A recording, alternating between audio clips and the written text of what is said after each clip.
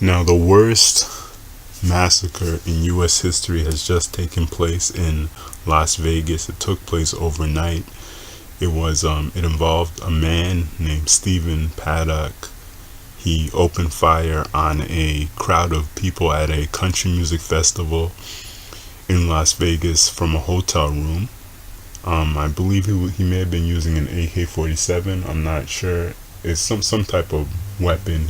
I think an automatic weapon or semi-automatic weapon. So he was firing into the crowd, and he killed 50 people. Got killed. Actually, I think it was, the last I heard, it was 58 people who had died, including I believe it was two off-duty police officers got killed, and an on-duty police officer was wounded. And I think it was something like, they said 100 other people, or roughly 100 other people got wounded in this shooting. So now, so anyway, so Stephen Paddock, he was in this hotel room. They found out where he was, and the police went to storm the room. He committed suicide, apparently, or this is what they're reporting. They're reporting that by the time the police broke down the door, he was dead already. So he apparently committed suicide before the police could get into the room. And the police were looking for Stephen Paddock's companion, who was a woman named Marilou Danley. She appears to be, based on her name, the way she looks, I would say she's probably Filipino. It could be wrong, but that's what it looks like to me. They're saying that she was apparently she was a dealer in a casino. Now the guy, Stephen Paddock, was about 64 years old. I think Marilou Danley was 62 years old. Now, there was a news report where they interviewed a young woman who was maybe, I think, 21 years old. They interviewed a young woman who was at the country music festival, or the country music event, and the young woman said that before the shooting, I think she said 45 minutes before the shooting, she said that a woman went into the event and got into an altercation and said that, and started shouting that everybody was gonna die. And then the woman was thrown out by security. Now, I'm not sure if that woman who caused that altercation was Mary Lou Danley, or if that incident was completely unrelated to the shooting. I'm not sure, but I'm sure they'll investigate that. Now, anyway, so this shooting shows a couple things. Some things that I've been saying for a while now, and some people don't like to hear it, or some people get angry when I say it, but it's true. First of all, this shooting shows these American people are more efficient at killing each other than any foreign terrorist. And even when you have the Muslim terrorist people, when you have a person who is inspired by Muslim terrorism, who carries out shootings in the United States, a lot of times these are people who are born in the United States, or people who have lived in the United States for a long period of time. And it's actually the same thing in Europe as well, in the UK and France and the Netherlands and all these countries where you see these Muslim terrorist attacks. Usually it's people who are born in the country, or who have lived in the country for a long period of time, because usually you're not going to see somebody coming from a foreign country and they don't know their way around. People are not going to carry out terrorist attacks in places where they're not familiar with. You're not going to see some herdsman from Afghanistan come to the United States, who only speaks Pashtun and doesn't speak English and doesn't know his way around the United States, doesn't even know how to catch a bus in the United States, or how to move around in the United States. You're not going to see someone like that carrying out an attack, because they don't know their way around. They're not comfortable in the place. But what you'll see local people doing these attacks, or people who are familiar with places carrying out these attacks, because then they know their way around. It's easier for them to move around and do what they want to do. Usually when you see terrorist attacks in places like or when you see people from in Afghanistan, or Afghan people, or people in Pakistan carrying out attacks, usually they do it in their own countries.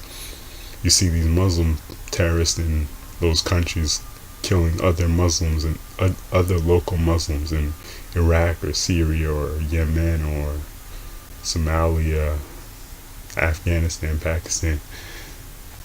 They're not coming to Western countries to carry out these attacks because they're not familiar with Western countries.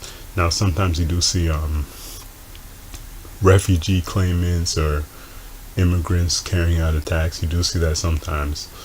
There was an attack in Canada just a few days ago with some Somali refugee claimant who went and attacked a stadium with where they were playing a football game. But I'm sure I think he was in Canada he must have been in Canada for a couple of years. I don't know how long he has been in Canada, but I suspect he's been in Canada for a certain period of time, because he managed to rent a truck. He seems to have had a car. He appears to have had a job, so he's seems like he's been fairly established in Canada already. So he's probably been in Canada for a certain number of years before he did the attack. It wasn't like he just came straight from Somalia and couldn't speak English and then carried out the attack. So but basically my point is that my point is just that a lot of these attacks by a lot of the Muslim terrorists can't even kill more people than the Native American people. The native born local people can carry out bigger, or can kill more people, or are killing more people than foreign Muslims are. In the attack in Canada, he didn't even kill anybody. He stabbed a police officer, ran over a police officer and stabbed him. He ran over some pedestrians, but he didn't kill anybody.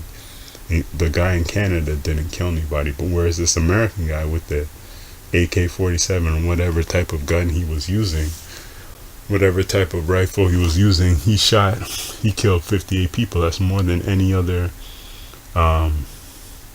mass shooting in U.S. history. And I'm not sure what his ideology was. As far as I could tell, he wasn't a Muslim terrorist. I'm not sure if he was a left-wing, if he had a left-wing ideology or right-wing. Could have been left-wing, could have been anti-Trump, I don't know. I'm not sure what his ideology was. But he definitely killed a lot of people. And this is the biggest mass killing, but it's definitely not the only one. You have people, Dylan Roof shot up that black church. You had that guy, whatever his name was, shooting up a movie theater in Colorado. You had the school shootings. So these mass shootings happen all the time in the United States. And the truth is, it is because they have lenient gun laws. It's easy to get guns legally in the United States, so that makes it easier for people who want to carry out mass shootings to get firearms. Now, if guns were illegal, yes, of course, criminals will still have guns, but a lot of the people who carry out mass shootings are actually doing it with legal guns that they purchase legally. A lot of these mass shooters actually do not have criminal records. They don't have any reason or any factors that would prevent them from buying guns legally. So because a lot of times when criminals use guns, a lot of times they use them for criminal purposes, robberies, or shooting rival gang members. A lot of times they don't do these random mass shootings. A lot of times the people who do the random mass shootings are actually law-abiding citizens who don't have criminal records, who don't have criminal histories, or who only have very minor criminal histories, like say a traffic ticket or something. So anyway, so So the lenient gun laws in the U.S. make it easier for people to get guns. Now, a lot of the gun advocates say that having guns will allow people to defend themselves against mass shootings. But the truth is, in this particular case, these people had no chance to defend themselves. See, some people think that guns make them invincible, but in a lot of cases, first of all, if you look at criminals, gang members and mobsters, those people get shot all the time. They routinely carry guns, and they get murdered all the time. They have guns. There's drug dealers and gangsters who have guns. They carry guns. They have bodyguards who carry guns, and they still get shot and killed by their rivals. And the reason is, a gun is an offensive weapon. You could shoot people with a gun. You can't block a bullet with a gun. So if somebody starts shooting at another person, and they hit the person in their vital organs, they hit them in their head or their heart or whatever, that the person who is getting shot cannot defend themselves. Even if they have a gun, if they're getting hit by a barrage of bullets, blowing their head open, blowing their skull open, they don't have time to pull their gun out. This is, and you see this in the Las Vegas shooting. This guy was shooting his gun into this crowd. I don't know how many people I'm sure people in the crowd had firearms. There were police officers on duty in the crowd. I'm sure there were security guards with guns. I'm not sure how many of the people who went to the show actually carried guns. I don't know if they allowed them people to carry guns into the show, but Nevada has relatively lenient gun laws. People are allowed to carry guns in Las Vegas, in Nevada at least. I'm not sure about Las Vegas, but all these people who had guns in the crowd, however many number of people who had guns in the crowd, they were unable to respond to the shooting because, for one thing, I think people may not have known where the gunshots were coming from. So they wouldn't have known where to shoot, where to return fire, even if they had guns.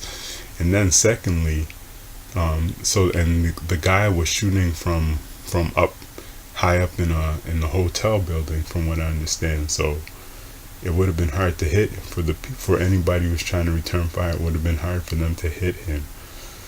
It was easier for him to shoot down into the crowd. And just the fact that people were ducking on the ground, it seemed like they didn't know where the bullets were coming from. Because anyway, so basically my point is just that people say that guns will protect people and prevent mass shootings, but it doesn't always. A lot of times it doesn't work that way. A lot of these mass shootings, you see, the people who had guns, even if people had guns on the scene, they were not able to defend themselves properly. So anyway, so my point is just that when guns are legal and in wide distribution, then it increases the chances of these kinds of mass shootings. Even if you look in Canada, if you look at the terrorist attacks in Canada and in the UK, a lot of times these people are using cars and knives because it's relatively hard to get firearms, or they're building homemade bombs. But these shootings, I mean, if you think about it, there would have been a lot more if terrorist attackers in the UK or in Canada had used a gun on a crowd. They would have killed or at least wounded a lot more people than they did when they do these knife attacks or then when they do these car attacks. Unless I mean, sometimes I think there was an attack in France where a car did kill a lot of people, or a truck driven into a crowd killed a lot of people. But now they have car barriers, or they have barriers up in public places to stop car attacks, and that's what happened in Canada. They had a bunch of barriers to stop cars from driving into crowds. So anyway, so my point is just, when you have more guns, if guns are easier to get, then the casualties are higher, because guns make it easier to kill a lot of people. It's hard to kill a lot of people quickly with a knife. You could kill maybe one person with a knife, but it takes a long time. So